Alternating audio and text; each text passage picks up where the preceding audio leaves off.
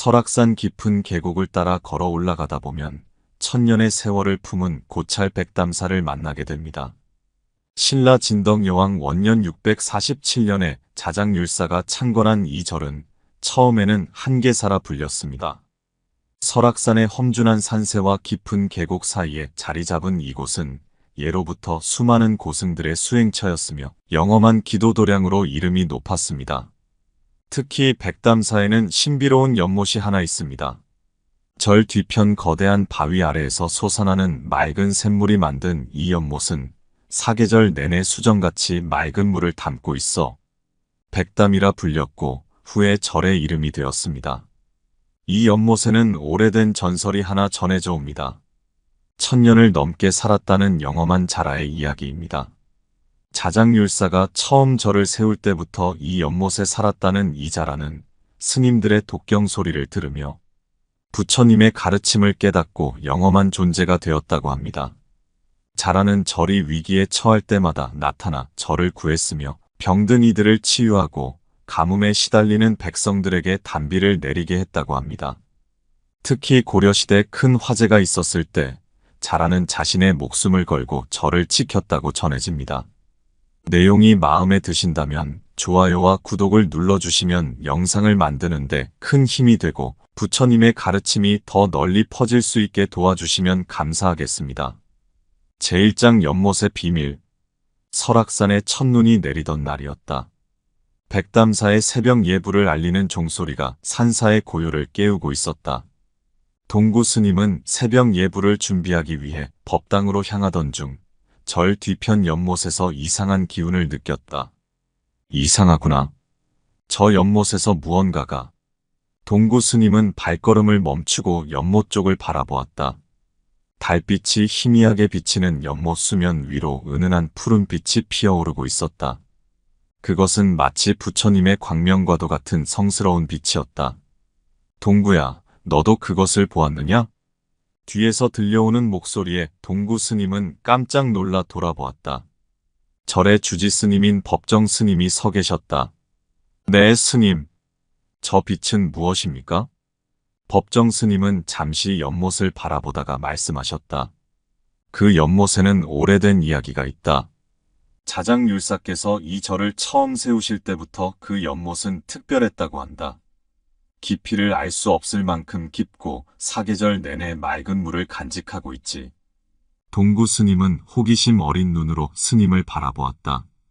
저는 가끔 새벽 예불 시간에 연못에서 종소리 같은 것이 들리는 것 같았습니다. 법정 스님은 고개를 끄덕이셨다. 그렇다. 나도 들었다. 그리고 저 연못 속에는 천년을 산 자라가 있다고 전해진다. 그때였다. 연못 수면이 잔잔히 움직이더니 거대한 형체가 물 위로 솟아올랐다. 달빛 아래 드러난 그것은 엄청난 크기의 자라였다. 등껍질에는 이끼가 가득 끼어 있었고 그 눈에서는 부처님의 자비로운 빛 같은 것이 흘러나왔다. 제2장 자라의 탄생. 신라 진덕여왕 원년 늦은 봄의 어느 날이었다. 자장율사는 설악산을 오르며 깊은 생각에 잠겨 있었다. 당나라에서 돌아온 후 그는 부처님의 계율을 전파하고 불법을 널리 알리고자 하는 큰 뜻을 품고 있었다. 이곳이구나. 깊은 산속을 걷던 율사는 갑자기 발걸음을 멈추었다. 눈앞에 펼쳐진 광경은 마치 하늘이 내려준 도량과도 같았다. 거대한 바위 아래에서 맑은 물이 솟아나와 깊은 연못을 이루고 있었고 주변에는 평평한 터가 있어 절을 지으기에 완벽했다. 아미타불. 자장율사가 연못가에 앉아 독경을 시작했다. 그의 독경 소리는 마치 천상의 음악처럼 맑고 깨끗했다. 그때 연못 속 깊은 곳에서 한 생명체가 그 소리를 듣고 있었다. 바로 어린 자라였다. 이상하구나. 저 소리는 마치 하늘의 소리 같은데. 자라는 매일 물속에서 율사의 독경 소리를 들었다. 처음에는 단순히 아름다운 소리로만 들렸지만 점차 그 소리에 담긴 의미를 이해하기 시작했다. 절이 세워지고 얼마 지나지 않아 한 젊은 스님이 찾아왔다. 그의 이름은 원효였다. 원효는 연못가에 앉아 자주 법화경을 독송했다. 스님, 이 연못에는 특별한 기운이 있습니다. 시자가 말했다. 그렇구나. 나도 느낀다. 이 연못에는 깊은 인연이 있는 중생이 있는 것 같다. 원효는 매일 연못가에서 수행했다. 특히 관세음보살의 대자대비한 마음을 설한 보문품을 독송할 때면 연못 전체가 미묘한 기운으로 가득 찼다. 자라는 원효의 독경 소리를 들으며 점점 더 깊은 깨달음을 얻어갔다. 때로는 눈에서 맑은 구슬이 흘러나와 연못물과 하나가 되었다. 그럴 때마다 연못물은 더욱 맑아졌고 영험한 기운이 감돌았다. 세월이 흘러 자라는 점점 커다란 깨달음을 얻어갔다. 어느 날 연못가에서 수행하던 원효가 자라의 존재를 알아보았다. 아, 네가 이 연못의 주인이었구나. 부처님의 법을 이처럼 깊이 이해하다니. 그날 이후 원효는 자라를 위해 특별히 법문을 설했다. 밤이면 달빛 아래에서 자라가 고개를 내밀고 경청했고 낮에는 물속 깊은 곳에서 그 가르침을 되새기며 수행했다. 중생을 구제하는 것이 보살의 길이니라. 너는 이미 깊은 깨달음을 얻었으니 앞으로는 이 절을 지키며 중생을 구제하는 것이 내 소임이 될 것이다. 원효의 마지막 가르침이었다. 자라는 그 말씀을 깊이 새기고 수행을 계속했다.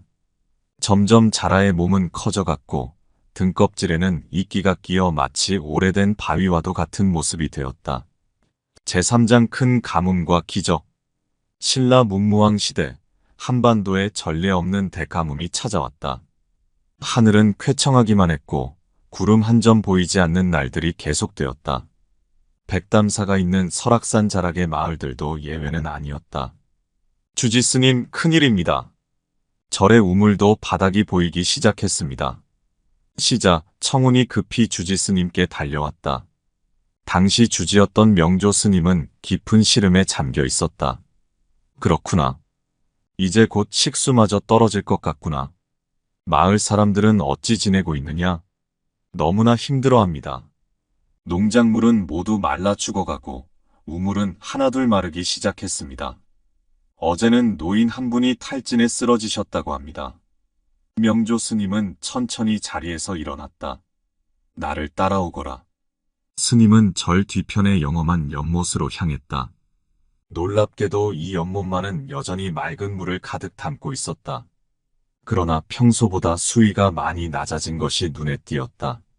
명조 스님은 연못가에 앉아 깊은 명상에 잠겼다. 그때였다. 물속에서 거대한 자라가 모습을 드러냈다. 오래도록 이 절을 지켜온 영험한 존재여, 지금 우리는 큰 어려움에 처해 있어. 많은 중생들이 고통받고 있으니 부디 도움을 주시오. 자라는 스님의 말씀을 듣고 깊이 생각에 잠겼다. 원효 스님으로부터 받은 가르침이 떠올랐다. 중생을 구제하는 것이 보살의 길이니라. 자라는 천천히 연못 중앙으로 이동했다. 그리고는 깊은 명상에 잠겼다. 시간이 흐르고 해가 저물어 가는데 갑자기 자라의 등에서 이상한 빛이 피어오르기 시작했다. 스님, 저것을 보십시오. 청운이 하늘을 가리켰다. 자라의 등에서 피어오른 빛이 하늘로 솟아올라 구름을 만들어내고 있었다. 처음에는 작은 구름이었지만 점점 커지더니 온 하늘을 뒤덮기 시작했다. 관세음보살. 명조 스님이 깊은 감동에 젖어 부처님의 이름을 염했다. 그때였다. 먹구름이 몰려오더니 천둥 소리와 함께 빗방울이 떨어지기 시작했다. 처음에는 보슬비였지만 곧 거센 비로 변했다. 비는 사흘 동안 쉬지 않고 내렸다. 마른 땅은 촉촉이 젖었고 말라붙었던 농작물들도 다시 생기를 되찾았다. 마을의 우물들도 다시 물이 차올랐다. 참으로 기적입니다, 스님. 그렇구나. 이것이 바로 부처님의 자비요, 보살의 구제하는 마음이니라. 이 소식은 곧 주변 마을로 퍼져나갔다. 백담사의 영험한 자라 이야기는 입에서 입으로 전해졌고 많은 사람들이 절을 찾아와 기도를 올리기 시작했다. 자라는 그때부터 더욱 부지런히 수행하며 중생 구제의 길을 걸었다고 한다. 제4장 전쟁의 위기. 통일신라 말 나라가 혼란스러워지며 여러 세력이 각지에서 반란을 일으켰다. 설악산 일대에도 도적대들이 들끓기 시작했고 이들은 사찰의 보물을 약탈하기 위해 이곳저곳을 노리고 있었다. 취검당의 성보들을 어찌해야 할지 모르겠습니다. 백담사의 주지 혜성 스님은 걱정스러운 얼굴로 말했다. 취검당에는 자장율사께서 당나라에서 가져오신 불경과 불상, 그리고 여러 진귀한 불구들이 보관되어 있었다. 스님, 산 아래 마을에서 소식이 왔습니다. 도적대들이 이쪽으로 오고 있다고 합니다. 무려 100명이 넘는다고 해요. 젊은 스님 도안이 숨을 헐떡이며 달려왔다. 모두 피하시는 게 좋겠습니다. 저희가 성보를 옮기고 있겠습니다. 도안의 말에 혜성 스님은 고개를 저었다. 그럴 수는 없다. 이곳은 자장율사께서 천신만고 끝에 세우신 성지이니라. 우리가 지켜야 할 것은 단순히 보물이 아니라 부처님의 가르침이며 이 도량의 정신이니라. 그때 절 뒤편 연못에서 이상한 소리가 들려왔다. 깊은 물속에서 울리는 종소리 같기도 하고 천둥 소리 같기도 한 신비로운 울림이었다. 저것은 혜성 스님은 곧바로 연못으로 향했다. 연못가에 도착하자 천년 묵은 자라가 이미 수면 위로 모습을 드러내고 있었다. 자라의 눈에서는 부처님의 자비광명 같은 빛이 흘러나오고 있었다. 존귀하신 수호신이시여. 혜성 스님이 말을 꺼내기도 전에 자라는 천천히 머리를 들어 하늘을 바라보았다. 그러자 갑자기 사방에서 안개가 피어오르기 시작했다. 처음에는 연못 주위에서만 맴돌던 안개가 점점 퍼져나가더니 어느새 절 전체를 감싸기 시작했다. 도안아, 보아라. 이것이 부처님의 가호이니라. 안개는 점점 짙어져 갔다. 특이한 것은 절 안에 있는 스님들의 눈에는 모든 것이 선명하게 보였지만 밖에서는 안개에 가려 절의 모습이 전혀 보이지 않는다는 것이었다. 얼마 후 산 아래에서 거친 발자국 소리와 함께 도적들의 고함 소리가 들려왔다. 분명 이 근처일 텐데. 이 안개는 뭐지? 앞이 전혀 보이지 않는다. 어디로 가야 하는 거야? 도적들은 안개 속에서 길을 잃고 헤매기 시작했다. 그들은 실제로는 절 바로 앞까지 왔다가 갔지만 안개에 가려 절의 존재를 전혀 알아채지 못했다. 결국 도적들은 혼란스러워하며 발길을 돌릴 수밖에 없었다. 스님, 도적들이 물러갔습니다. 도안이 기쁜 목소리로 외쳤다. 그제야 자라는 천천히 물속으로 잠수했고 신비로운 안개도 서서히 걷히기 시작했다. 부처님의 자비하심이로다. 이 도량을 지키고자 하는 진정한 마음이 이런 기적을 만든 것이니라. 혜성 스님의 말씀이 끝나자 연못에서는 맑은 종소리 같은 것이 다시 한번 울려 퍼졌다. 제오장 치유의 기적. 고려 초기 백담사는 이미 영험한 기도처로 널리 알려져 있었다.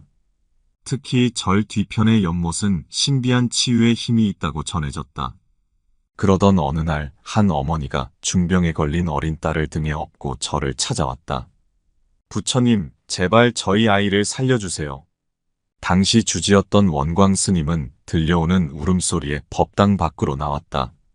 그곳에는 한 여인이 어린 아이를 안은 채 땅에 무릎을 꿇고 있었다. 무슨 일이시오? 스님, 저희 보미가 열흘째 고열에 시달리고 있습니다. 의원을 찾아가 보고 약도 써봤지만 차도가 없습니다. 어제부터는 숨도 제대로 쉬지 못하고. 원광 스님은 아이의 이마에 손을 얹어 보았다. 뜨거운 열기가 손바닥을 데울 정도였다. 산속 절까지 먼 길을 오셨소. 우선 쉬어가시죠. 스님은 모녀를 객실로 안내했다. 그리고 그날 밤 스님은 깊은 고민에 빠졌다. 그때 연못에서 들려오는 은은한 울림이 스님의 귀를 사로잡았다. 그래. 스님은 연못으로 향했다. 달빛 아래 천년자라가 이미 모습을 드러내고 있었다. 존귀하신 수호신이시여, 어린 생명이 고통받고 있습니다. 부디 자비를 베풀어 주소서. 자라는 천천히 고개를 끄덕였다. 그리고는 연못 깊숙이 잠수했다가 다시 올라왔다. 자라의 등에서는 영롱한 빛이 피어올랐고 연못물이 맑은 빛을 띠기 시작했다. 다음 날 새벽 원광 스님은 어머니를 찾아갔다. 이 물을 아이에게 먹이시오.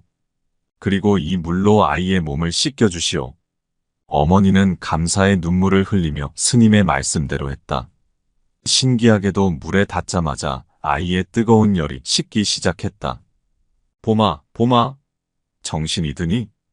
해가 중천에 떴을 때 아이는 마침내 눈을 떴다. 얼굴에는 혈색이 돌아오고 있었다. 어머니, 배고파요. 그 말을 들은 어머니는 참았던 눈물을 터뜨리며 아이를 껴안았다. 이 소문은 삽시간에 퍼져나갔다. 백담사의 영험한 연못물로 중병이 나았다는 이야기를 들은 사람들이 몰려들기 시작했다. 그러나 신기하게도 연못물은 아무리 퍼가도 줄어들지 않았다. 특히 놀라운 것은 병을 고치러 온 이들 중 진정한 믿음을 가진 사람들만이 치유의 기적을 경험할 수 있었다는 점이었다. 어떤 이들은 연못물이 그저 평범한 물처럼 느껴졌지만 간절한 마음으로 기도하며 물을 마신 이들은 하나같이 병이 나았다고 한다. 원광 스님은 매일 밤 연못가에서 천년자라에게 감사의 기도를 올렸다. 부처님의 자비가 이 연못을 통해 중생들에게 전해지고 있으니 이보다 더 큰 복이 어디 있겠습니까? 그날 밤도 연못 속에서는 맑은 종소리가 울려 퍼졌다. 제6장 수호신의 시련. 고려 중기의 어느 겨울날이었다. 설악산은 유독 매서운 한파에 휩싸여 있었고 백담산은 깊은 눈에 파묻혀 있었다. 그날 밤 불행은 예고 없이 찾아왔다. 불이야, 불이다. 한밤중에 들려온 외침에 스님들이 잠에서 깨어났다. 취검당에서 시작된 불길이 거세게 타오르고 있었다. 바람이 거세게 불어 불길은 순식간에 법당 쪽으로 번져갔다. 어서 물을 길어오시오. 우물이 얼어붙었습니다. 저수고도 얼음이 너무 두껍습니다. 설상가상으로 절의 우물과 저수고는 모두 얼어 있었다. 스님들은 필사적으로 눈을 녹여 불을 끄려 했지만 역부족이었다. 그때 절 뒤편 연못에서 커다란 물소리가 들려왔다.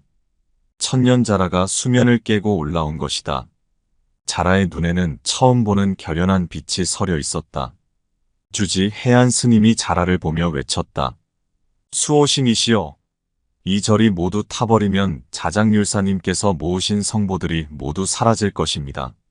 자라는 천천히 연못 가운데로 이동했다.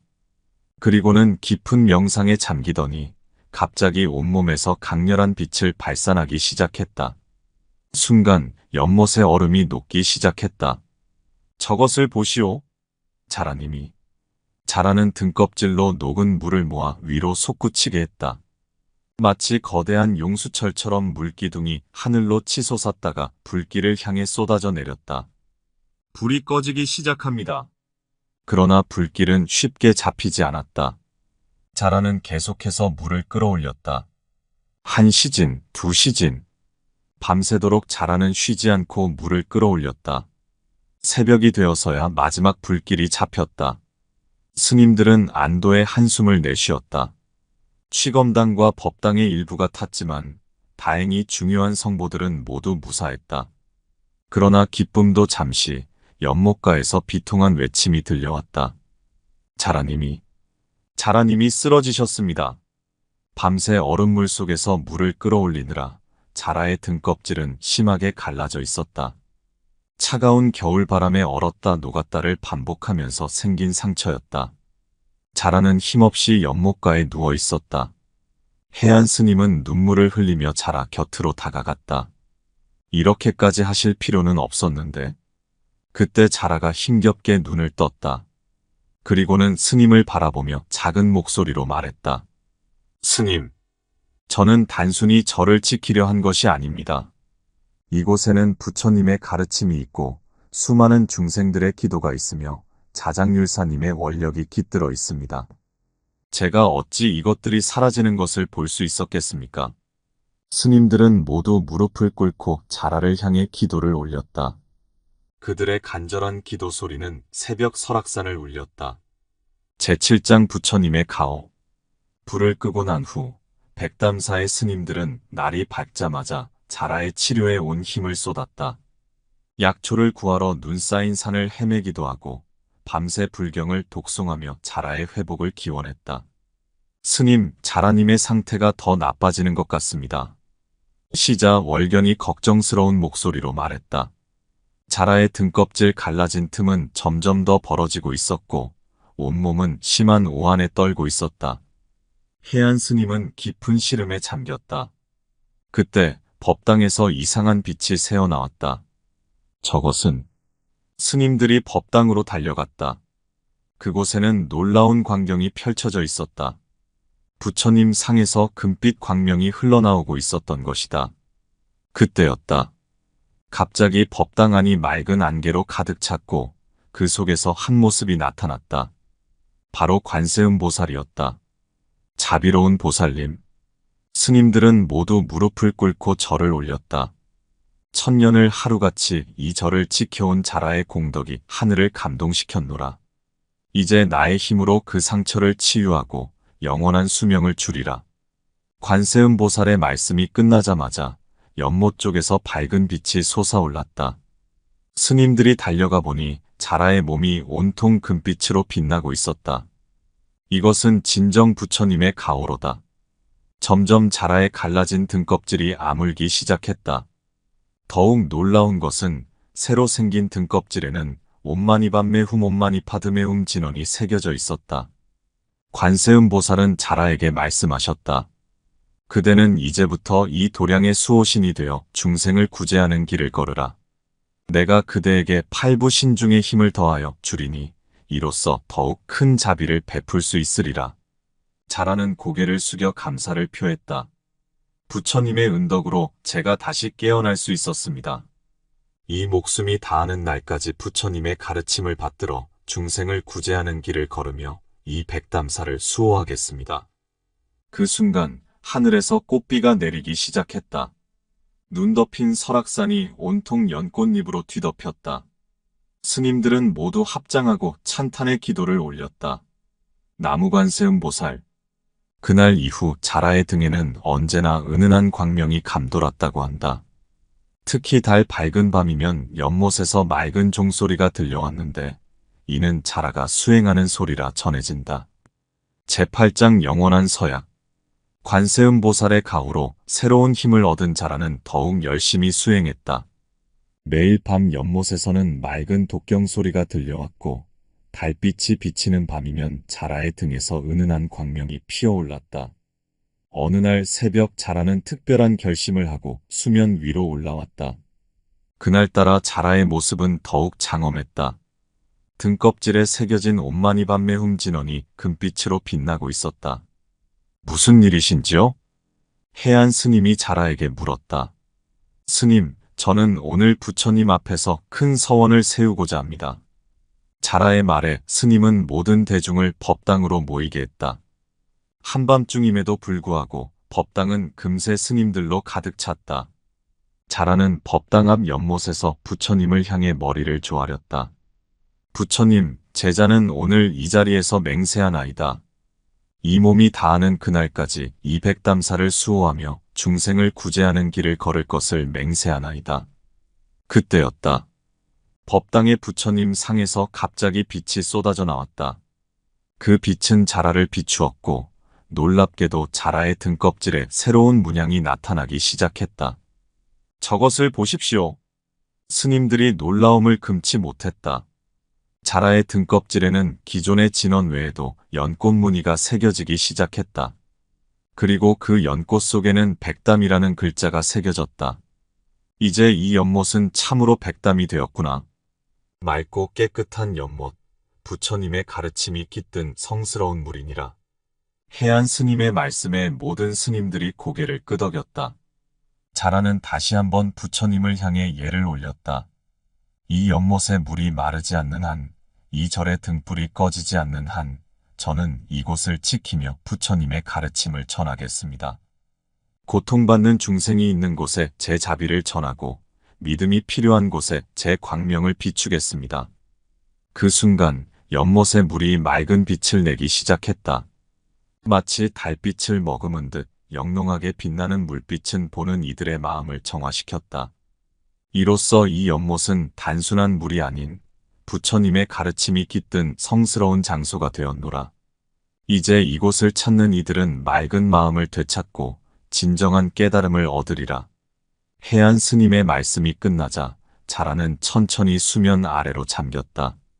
그리고 그날 이후 이 연못은 백담이라 불리게 되었으며 절의 이름도 자연스럽게 백담사로 바뀌게 되었다고 한다. 이렇게 백담사의 천년묵은 자라는 영원한 수호신이 되어 절을 지키게 되었다. 깊은 산중에 자리 잡은 이 절은 자라의 서원과 함께 더욱 영험한 기도처로 자리매김하게 되었다고 전해진다.